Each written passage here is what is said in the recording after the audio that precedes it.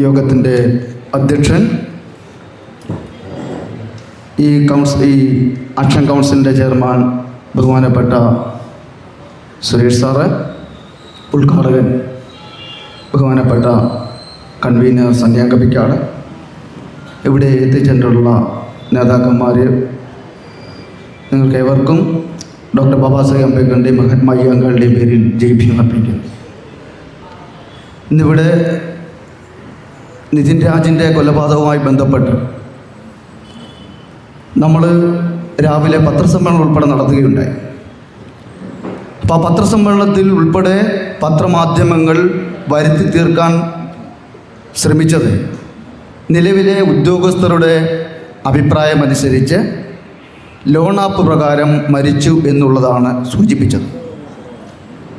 എന്നാൽ അതുമായി ബന്ധപ്പെട്ട് നമ്മൾക്കറിയാം, നിതിൻ രാജ് അദ്ദേഹത്തിൻ്റെ സഹോദരിക്ക് അയച്ച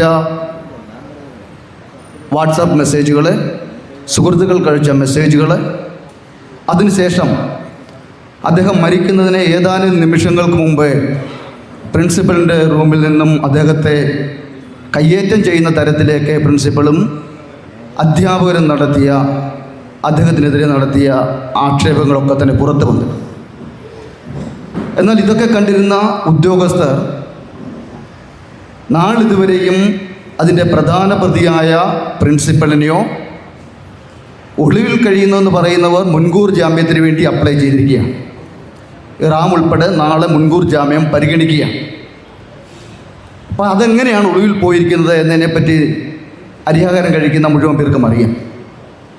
അതേസമയം കേരളത്തിന് വെളിയിൽ നോയിഡയിൽ നിന്നും ഇതിൻ്റെ ഗതി മാറ്റിവിടുന്നതിന് വേണ്ടി പുതിയൊരു കഥ മെനഞ്ഞുകൊണ്ട് ലോൺ ആപ്പുമായി ബന്ധപ്പെട്ടൊരു കഥ കൊണ്ടുവന്നിട്ട് ലോൺ ആപ്പാണ് മരണകാരണമെന്ന് പറയുന്നു. കേരളത്തിൽ 95% ആൾക്കാരും ലോൺ എടുത്തിട്ടുള്ളവരാണ്. അതിൻ്റെ എമൗണ്ട് മാത്രം വ്യത്യാസം. ആ ലോൺ ആപ്പ് ഒരു ക്രൈം ഉണ്ടാകുമ്പോൾ അഡ്വക്കേറ്റ് എന്ന നിലയിൽ എനിക്ക് പറയാനുള്ളത്, ഒരാളൊരു മരണമുണ്ടാകുമ്പോൾ ആ മരണത്തിന് പ്രത്യേകിച്ചും സംശയാസ്പദമായ കൊലപാതകമോ മരണമോ ആത്മഹത്യയോ ഉണ്ടാകുമ്പോൾ അതിന് തൊട്ട് മുമ്പ് സംഭവിച്ച കാര്യങ്ങൾ എന്താണെന്നാണ് ആദ്യമേ അന്വേഷണ ഉദ്യോഗസ്ഥൻ പരിശോധിക്കപ്പെടേണ്ടത്. ആ അന്വേഷണ ഉദ്യോഗസ്ഥൻ്റെ മുമ്പിൽ ഉൾപ്പെടെ ഈ CCTV ദൃശ്യങ്ങൾ ഉൾപ്പെടെ മൊബൈലിലുണ്ടായിരുന്ന വിവരങ്ങൾ ഉൾപ്പെടെ പോലീസുകാർക്ക് നൽകിയിട്ടുണ്ട്.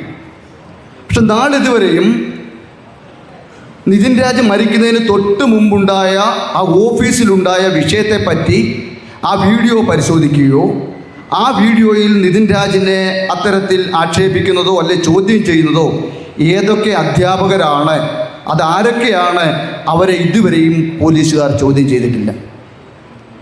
ഒരു ഇൻസ്റ്റിറ്റ്യൂഷണൽ മർഡറാണ്. ഒരു ഇൻസ്റ്റിറ്റ്യൂഷനിൽ വെച്ച് നടക്കുമ്പോൾ ആ ഇൻസ്റ്റിറ്റ്യൂഷനിലെ പ്രധാന പ്രിൻസിപ്പാള്, അധ്യാപകര്, അവിടുത്തെ സ്റ്റാഫ്, അവിടുത്തെ വിദ്യാർത്ഥികൾ, ഇവരോടാണ് ആദ്യമായി ചോദ്യം ചെയ്യേണ്ടത്.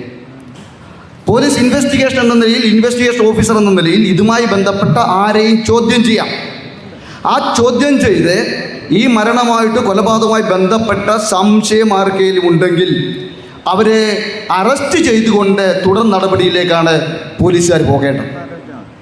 എന്നാൽ ഇതിൻ്റെ ഗതി തിരിച്ചുവിടുന്നതിന് വേണ്ടി അന്വേഷണ ഉദ്യോഗസ്ഥൻ ഒരിക്കലും പറയാൻ പാടില്ലാത്ത ഒരു കാര്യം, അദ്ദേഹം തന്നെ അന്വേഷിച്ചുകൊണ്ടിരിക്കുന്ന ഒരു കാര്യത്തിൽ, ഒരു ഇൻവെസ്റ്റിഗേഷനിൽ പ്രഖ്യാപിക്കുകയാണ് മരണകാരണം ലോൺ ആപ്പ് മുഖാന്തരമാണ്. ആ ലോൺ ആപ്പ് മുഖാന്തരമാണ് മരണപ്പെട്ടതെന്ന് മുൻവിധിയോടുകൂടി ഒരു പോലീസ് ഉദ്യോഗസ്ഥർ അന്വേഷിക്കുമ്പോൾ അദ്ദേഹം ആ കേസ് അന്വേഷിക്കാൻ യോഗ്യനല്ല.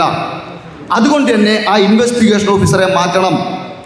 ഇൻവെസ്റ്റിഗേഷൻ ഓഫീസർക്ക് ലഭിക്കുന്ന തെളിവുകളുടെയും അല്ലെങ്കിൽ ഡോക്യുമെൻറ്റിൻ്റെയും അടിസ്ഥാനത്തിൽ അദ്ദേഹം ആ റിപ്പോർട്ട് തയ്യാറാക്കി ചാർജ് ഫ്രെയിം ചെയ്ത് അത് ബഹുമാനപ്പെട്ട കോടതിയിൽ ഹാജരാക്കുകയാണ് വേണ്ടത്. അല്ലാതെ ആരാണ് കുറ്റവാളി എന്ന് പ്രഖ്യാപിക്കാൻ അന്വേഷണ ഉദ്യോഗസ്ഥന് അധികാരമില്ല. അദ്ദേഹത്തിൻ്റെ തെളിവിൻ്റെ അടിസ്ഥാനത്തിലാണ് കുറ്റവാളിയെ കണ്ടുപിടിക്കേണ്ടത്.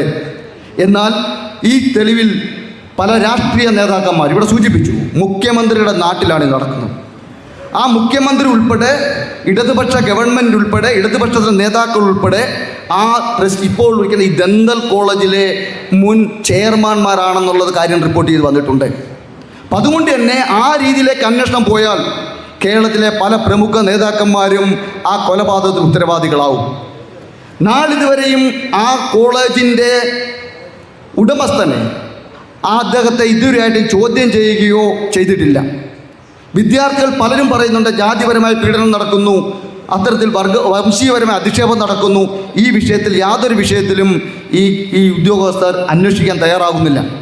അപ്പം അത്തരത്തിൽ ഈ കേസ് അട്ടിമറിക്കാനുള്ള ശ്രമം നടന്നുകൊണ്ടിരിക്കുകയാണ്.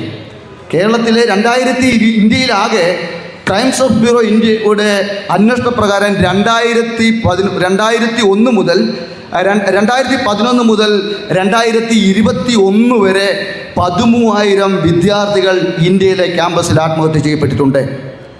ആ 2012 മുതൽ 2021 വരെയുള്ള കാലയളവിൽ ഇന്ത്യയിൽ ഏറ്റവും കൂടുതൽ ആത്മഹത്യ ചെയ്തുകൊണ്ടിരുന്ന കർഷകരുടെ എണ്ണം വെറും 10,000 മാത്രമാണ്.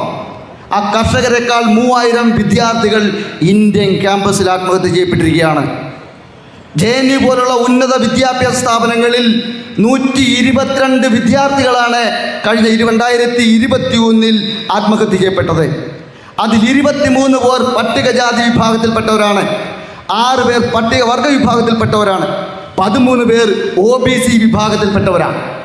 ഇന്ത്യയുടെ പുതിയ ആധുനിക യുഗത്തിലേക്ക് നടന്നെടുക്കുന്ന പട്ടികജാതി, പട്ടികവർഗ, ദളിത് വിഭാഗ, പിന്നോക്ക വിഭാഗങ്ങളുടെ പുതിയൊരു അധ്യായം കുറിക്കുന്നതിന് വേണ്ടി ഡോക്ടർ ബാബാ സാഹേബ് അംബേദ്കറും മഹാത്മാ അയ്യങ്കാളിയും ഒക്കെ സ്വപ്നം കണ്ട ആ ലോകം പടുത്തുയർത്തിന് വേണ്ടി ഞങ്ങളുടെ മുമ്പേ നടന്നുകൊണ്ട് പഠിക്കുന്നവൻ്റെ കാതിൽ ഒഴിക്കണമെന്ന് പറയുന്ന ആ മനുസ്മൃതി കാലഘട്ടത്തിൽ നിന്നും നമ്മുടെ വിദ്യാർത്ഥികൾ ഉന്നത ശ്രേണിയിലെത്തി ഈ സമൂഹത്തിൻ്റെ ഉന്നത വിദ്യാഭ്യാസ സ്ഥാപനങ്ങളിലേക്ക് എത്തിച്ചേരുന്നത് തടഞ്ഞുകൊണ്ട് വീണ്ടും ഇവിടെ തൊഴിലാളികളെയും കൂലിപ്പണിക്കാരികളെയും തൂത്തുവാരികളെയും നിർമ്മിച്ചെടുക്കുന്നതിന് വേണ്ടി നടത്തുന്ന ഈ ഗൂഢാലോചന കേരളത്തിലെ നൂറുകണക്കിന് വിവിധ മേഖലയിലുള്ള, വിവിധ സമൂഹത്തിലുള്ള, വിവിധ സമുദായത്തിലുള്ള ജാതിയുടെയോ മതത്തിൻ്റെയോ ഉപജാതിയുടെയോ വ്യത്യാസം പറഞ്ഞുകൊണ്ട് ഈ പ്രവർത്തനം ഞങ്ങൾക്ക് ബോധ്യപ്പെട്ടിട്ടുണ്ടെന്നും ഞങ്ങൾ ഒറ്റക്കെട്ടായി ഞങ്ങളുടെ സമൂഹത്തെ രക്ഷിക്കുന്നതിന് വേണ്ടി, ഞങ്ങളുടെ കുഞ്ഞുങ്ങളുടെ ആത്മഹത്യ ഇല്ലാതാക്കുന്നതിന് വേണ്ടി, ഈ രാജ്യത്തെ അവകാശ അധികാരങ്ങളിൽ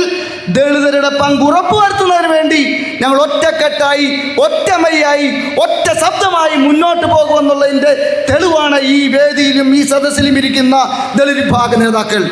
അത് ഈ സമരത്തിന് ശേഷവും ഈ ഹർത്താലിന് ശേഷവും കേരളം എന്ന് പറയുന്ന സവർണ പാടമ്പികാരുടെ ഈ കേരളം, ആ കേരളത്തിൻ്റെ അധികാര കേന്ദ്രങ്ങളിലേക്ക് കടന്നു വരുന്നതിന് വേണ്ടി ഞങ്ങൾ ഒറ്റക്കെട്ടായി രാഷ്ട്രീയ നിലപാടിൻ്റെ അടിസ്ഥാനത്തിൽ മുന്നോട്ട് പോകും. ആ രാഷ്ട്രീയ നിലപാടിൽ നീയൊക്കെ അനധികൃതമായി കൈവശം വച്ചിരിക്കുന്ന ഭൂമിയും ഞങ്ങളുടെ കുട്ടികളെ രക്തസാക്ഷിത്വം വഹിച്ചതിനും പകരം ചോദിക്കുമെന്ന് പറഞ്ഞുകൊണ്ട് മാത്രം നിർത്തുന്നു. നന്ദി, നമസ്കാരം, ജയ് ഭീം.